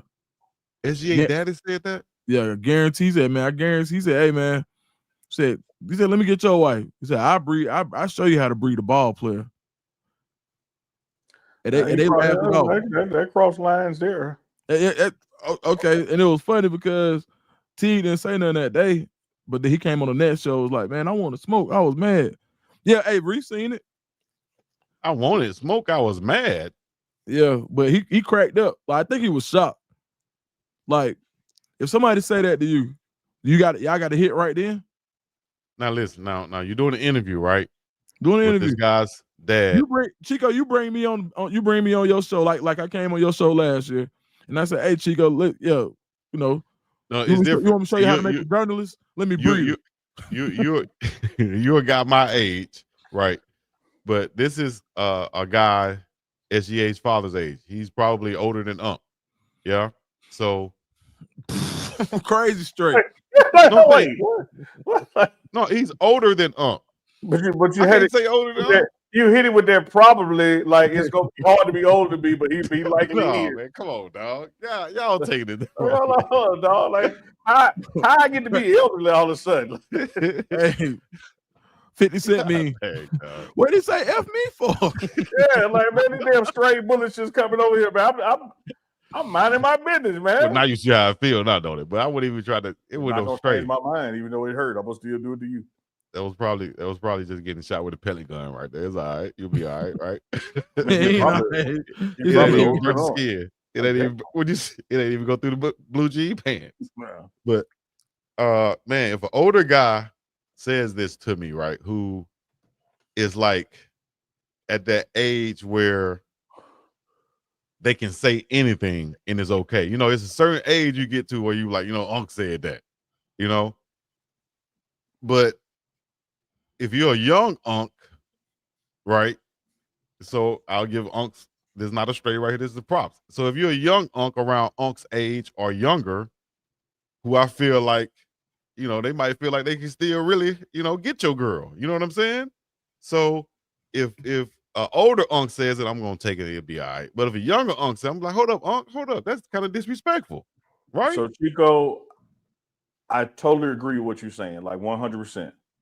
But okay. I have a little asterisk there because judging by them jeans that he had on, he believed what he said. Because when you get an old man wearing them kind of jeans in public, he think he still got Unc still got it. Now I got to pull it up. Yeah, pull it up. Yeah, he was like, yeah, let me get your. Yeah, I'll breed her. I'm like, you gonna what? That's probably, honest to goodness, that's probably my reaction. I'm like, you gonna what? No, we're not. We ain't doing that. Come on now. We're gonna be respectful, right? Oh no, he on here with his hat to the back, glasses on, with a hoodie on and stuff. He look I dog. told You you can't he say that. think Yeah. he can do it. You Yeah, can't say right. that. You a YN daddy. You Yeah. that's what they call him, a zaddy. You one of them? No, dog. You still think you no? I don't think you're supposed to say that, Chico. I think women's supposed to say that. That's what they call them. Chico, I tried to help you. Now I'm done. I tried to help you. Go You ahead. want to walk around saying, "Hey, ain't you a zaddy?" I tried to help you. I see you take it out of context now. No, there ain't no context. You just said it. What, Chico? You know, only got grenades with no settings on them. No, for real. Ain't you a zaddy? I don't think you. Yeah, I think we all in agreement that was out of pocket though. Like, it's out of pocket, dog. Maybe no furniture got to move right then. That's what you got to say something about it in the moment though. No, we go ahead and talk. We got to meet. Big Papa Funk said, Chico, since I'm old, is it okay for me to hit on Keisha? See, yeah, I expect that. Like my uncle's, all right, example. Oh man, I got an uncle. I would call his name. The same uncle that beat up a man just for coming over there? Yep. That uncle right there. They don't count. Shit. Shout out to my Uncle Rod.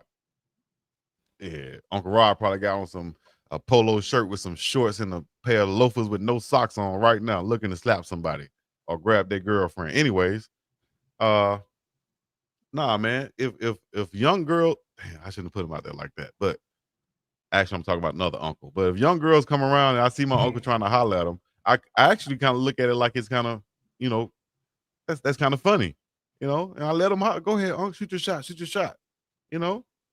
So it's like no threat. That's what we think until we see Unc with him. That hook gets set in that mouth and he don't pull it up on the bank, don't say nothing. And that has happened before, yes. It happened to you? Not to me. He ain't knocked one of mine, but I've seen him with like not him, but I've seen one of my uncles with. Dang, I can't put him out there, dog. I ain't got that many uncles. I'll just say they had younger. You done did it now. My bad, Unc. He not one of your cousins. Why you look over there? He not one of your cousins, girls now? No. It's just like what do you call it? Like classmates or something like that. You feel me? Like somebody that's, you know, might be a year or two older than me or something. Yeah. Your uncle will knock down one of your classmates' girls? No, dog, you trying to get too specific now. Just move on. I'm just trying to understand. I'd love to be the prosecuting attorney, have you understand. But you would. Because you want to tell it. Like I'm just gonna go to the judge and say, Judge, just give me look. I'm gonna be random. We're gonna be doing a bunch of small talking, but I'm telling you, he wants to tell it. Now when I say ask him what happened because he ain't gonna tell it. I just gotta let him keep talking. Let me clarify this because y'all gonna try to make it something else. When I say classmates, I don't mean like, you know, underage people or some ish like that. I'm talking about people like we didn't take it that way. Okay. Great. We took it like I'm 45 and she 28. There you go. That's what I'm trying to say. Yeah. That's it. That's all. Move on. Yeah, Dude, you got the ball.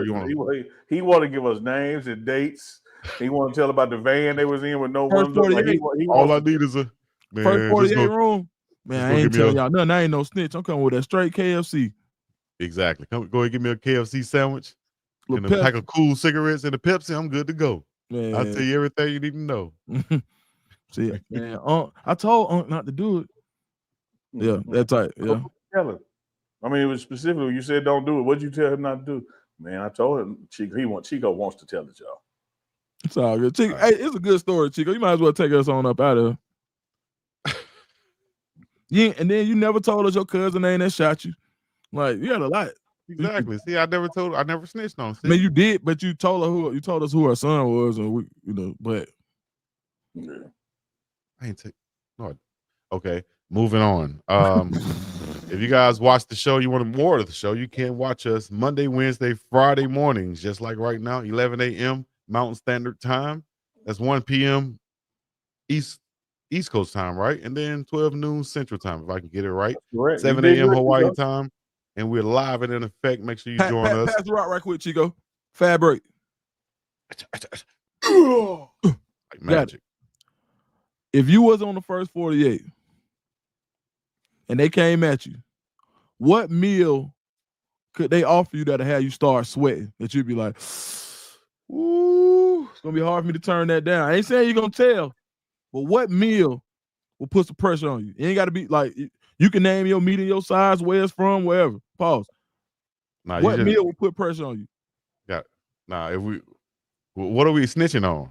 It don't matter. What meal will put pressure on you? You're not gonna snitch. It's just the pressure. The pressure. Steak, Sam. I guess some steak. I don't know. Something easy. Steak, potatoes, and you know what? Yeah, nice steak. Some Okinawan sweet potatoes. You feel me? Also some orange sweet potatoes. You feel me? A nice cold glass of water. You know, give me a corn on the cob. You a cheapo. Give me some A1 sauce. No, I don't want no lobster. What kind of steak, Chico? Give me the best one they got in the house. Give me a $1,000 steak. You want a Wagyu? Matter of fact, give me a Wagyu. Give me the aged Wagyu for 10 years. All right. Understand me? Yeah, that's gonna have me sweating right there. No, I take that back. Rewind all of that. Rewind all of that.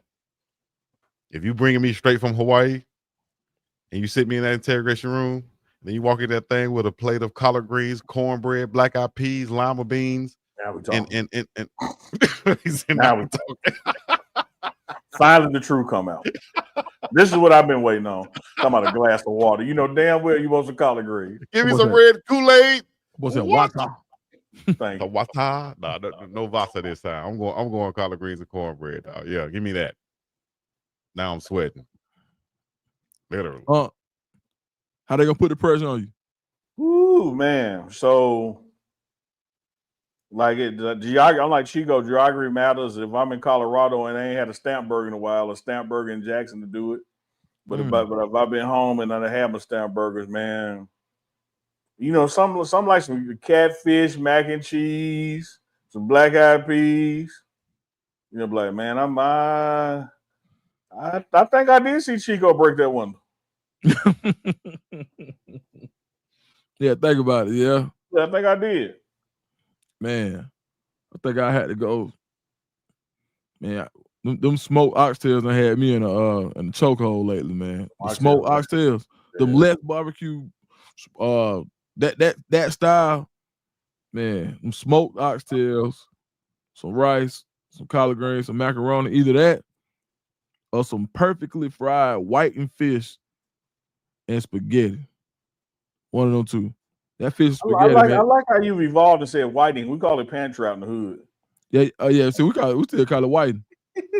What y'all call it? Pan trout. Pan trout. Mm-hmm. I ain't never heard that.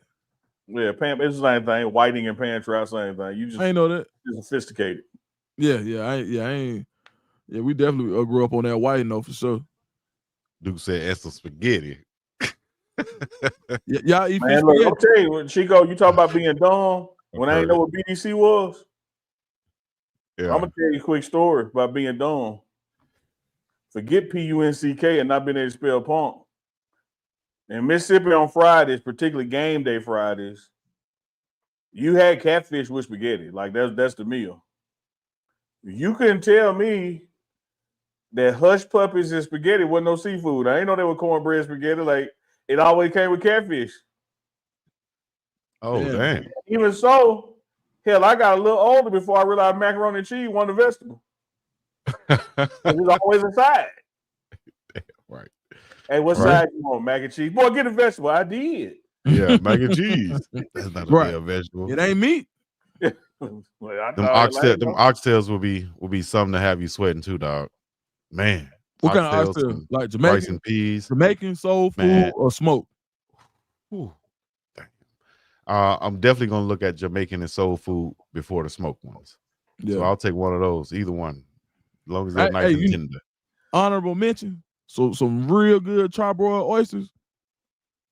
Yeah. Like from Dragos. Am I saying that right? From New Orleans, Dragos? Yeah, it's right enough for me. Yep. Yeah. Man, I Man. think I've eaten there before.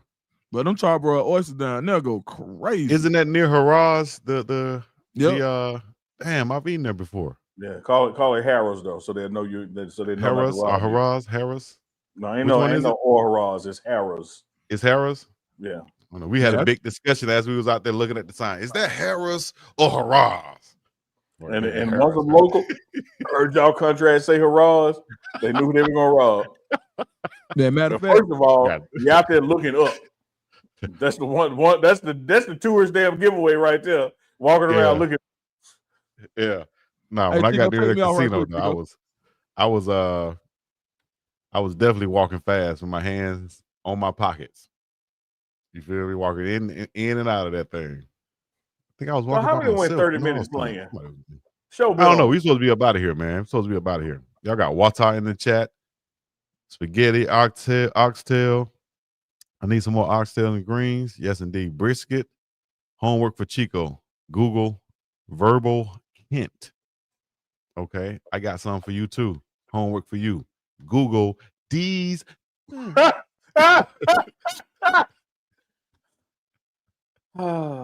just messing with y'all, man. I love y'all. Appreciate y'all in the chat. Thank y'all for coming out once again. Right there, Chico. This is Uncle Chico for the Pregame Network and Dukes the Scoop. My dog. Let me make sure my dog get up here before you can say. That was a good one, Dukes. He told somebody in the chat to Google these nuts. Shout out to Warren G. These nuts. Chico clapping back. You muted, Dukes, you're on mute. You're on mute. Hold up. What'd you say? Hey. Somebody told Chico something to Google. He said, I got something for you to Google. Google these nuts. No, he didn't. He did. Chico, you can't be talking to man. You can't be talking to the fam. I love the chat. We just joking, man. We just laughing, having fun. This is a safe space for everybody. He could tell me to go Google something. You on here eating. Uncle here talking smack. I could tell somebody to go Google these. I ain't gonna lie to you. That chicken with the crack on it. Put that on there, man. Chicken with the crack on it. With the crack season. Man, that's some Atlanta stuff right there, dog. We gonna kill him with the crack season, cuz. Call it crack season. Everybody gonna come. Line gonna be jumping and it works. Shouts out to what's his name? Belly Gang Cushington. Belly Gang selling the t-shirts. Man, shout out to the homie, man. That's marketing right there. He's selling introduction. 100, and I've never heard his music, at least like knowingly. He's selling white t-shirts, but he have them wrapped like cocaine bricks. And he's making a killing. $100 though. $100 white t-shirts, plain white t-shirts, making a killing. T.S. Phillips knows something. She called out where I got it from. JJ's Fish and Chicken. Shout out to him. And the rib chat be jumping too. Shout out to Bakehead Seafood back open, man. Killer Mike and T.I. Other than that, hey, we need to who gonna sponsor us when we get there? Who gonna sponsor our tailgate? The morning run tailgate. Yeah. That's what we need. Chico said he ain't coming because I'm making him do them push-ups. No. Chico ain't coming because he want to get swung on. No, I said I'm definitely coming. You just ain't gonna see me when I come. I'm just gonna creep up on you. He looking for that that invisible pack. Okay.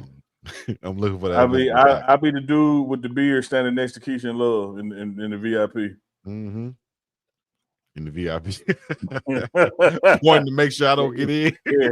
Got your woman in my section popping bottles. Taking pictures of popping bottles in the VIP and not let Chico in. Boy, that's some wild stuff right there, though. I know to get you where it hurt at. It look at her. Yes, all day. Keisha Love, you one of them girls that go somewhere and all you know is one letter. A.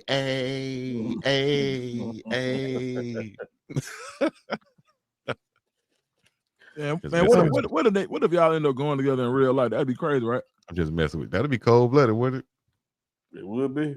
Actually took her out on a Especially date. VIP. With If you go and touch Unc, that's disqualifying you. Chico from already even- got trauma. Unc trauma.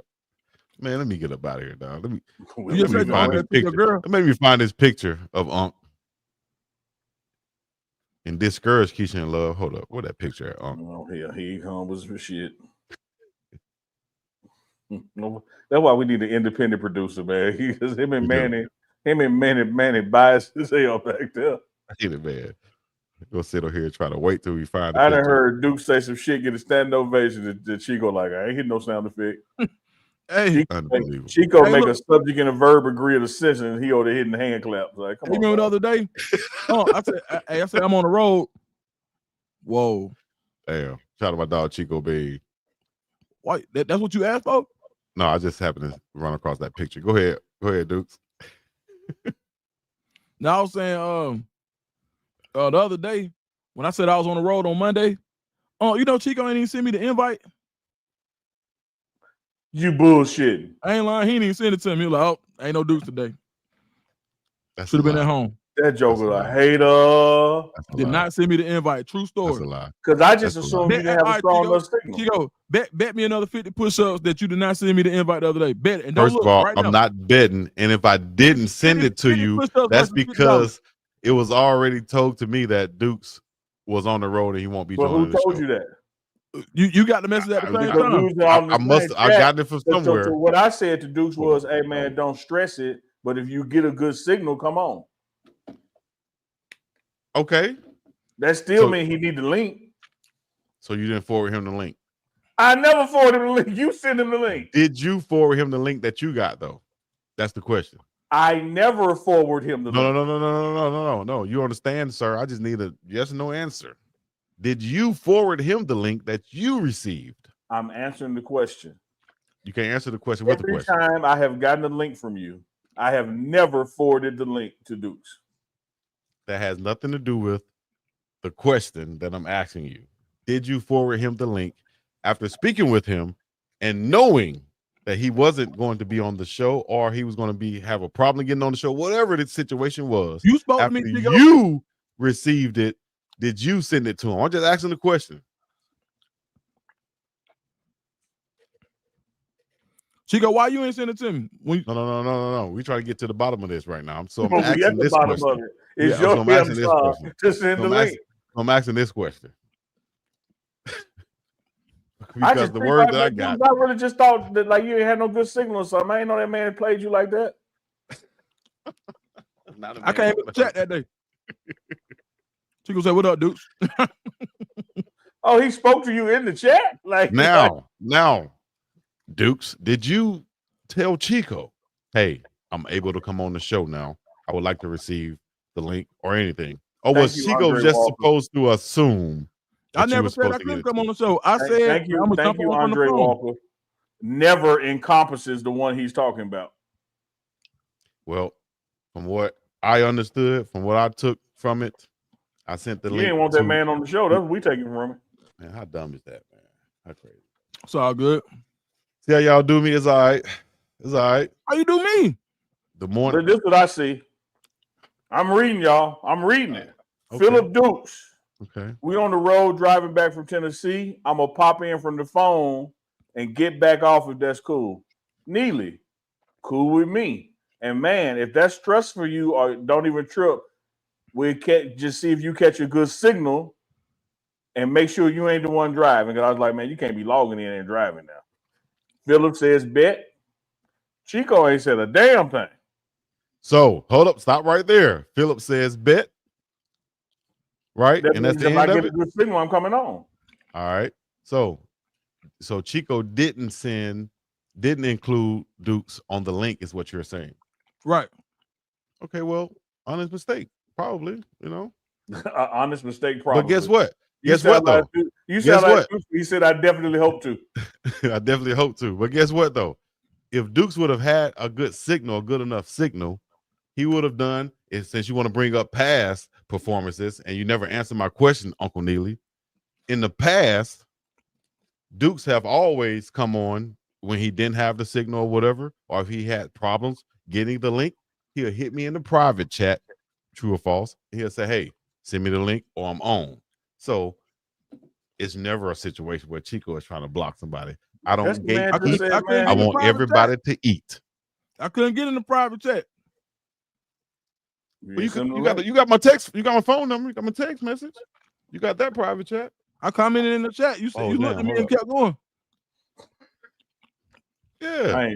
I look at you. I ain't realize he man. did you like that, man. Listen, man. First of all, we've been on here 10 minutes too long. They start rubbing his chest and doing like this, stretching. She saw me. Keisha in Love, remember for 2 months, she made a comment you ain't put up there. She said, Chico. I put it up there. You can see that front lace got you acting zesty as hell. It's all right. Chico said, closed mouth, don't get fed. Easky. That man just ain't want you on the show, Dukes. Damn. It's all good. And when I was talking about evident working with people and not being afraid, he over there amen in it, and he the damn Judas was blocking you off the show. Nah, it sound like you were too. That's why I look around at church. What they say? You amen in the loudest be the one you got to watch. What's the Preach, Pastor. You sit your ass down, Judas. You know. What's the quote? If you don't say anything, right, you just as guilty. You didn't do anything to help or to stop or anything. So you just got the link, knowing that Chico didn't. No. He didn't know you did. I never know you don't send them to us together. No. Listen, yes, I do. I always send the link on one email, both links. But also, if you saw that Dukes was saying that he might have trouble, you saw, as you just admitted, that Chico did not respond. So you never knew that Chico even saw this message. So once you received Chico, I know you email and the link, I know you seen it because you said I was traveling on the show. I know you seen it because you said I was traveling on the show. I said Dukes is traveling. Yes, I knew he was traveling, but at what point did I see it though? That's the question.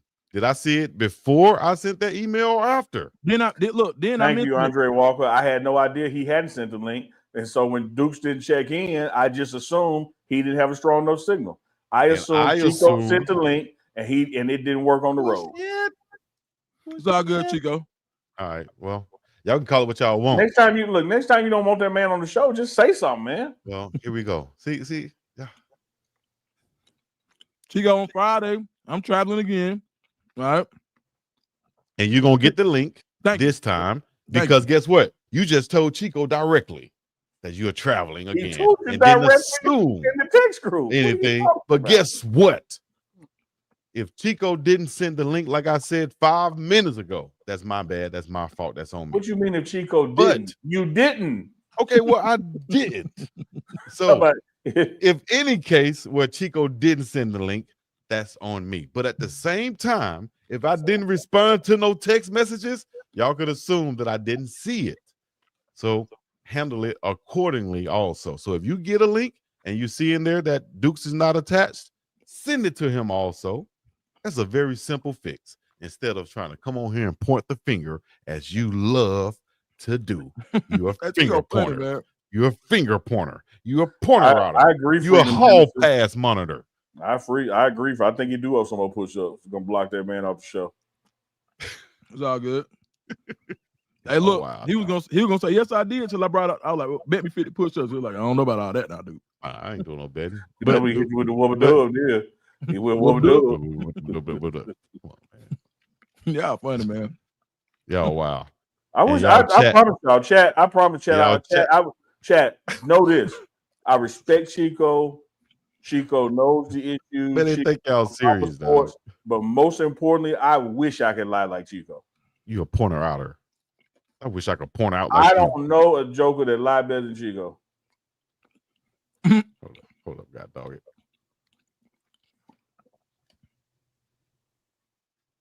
Huh?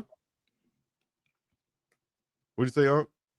Come on, dog. What you looking for now? Come on. I'm trying to end the show. Man. We about to be at 145. Now we about to be at 145. We was at 135. What's wrong with ending the show then? Because we were ending it on your head. Now you're trying to end it on mine. That's why.